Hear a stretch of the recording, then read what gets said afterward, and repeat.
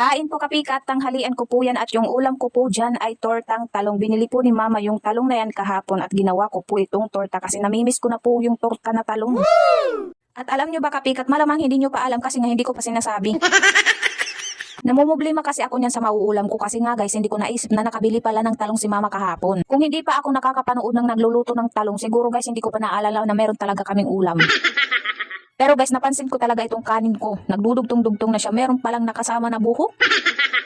Pero okay lang talaga sa akin guys kasi alam ko naman kung kaninong buhok yun. Kasi alam ko naman kung sino yung nagluto ng kanin na to. Si mama lang naman.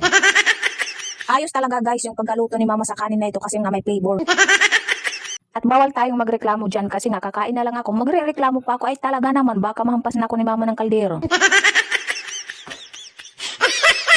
Kapag sa bahay kasi at hindi ikaw yung nagluto ng pagkain, tas kakain ka na lang, wag ka talagang magre-reklamo kung gusto mo pang makakain.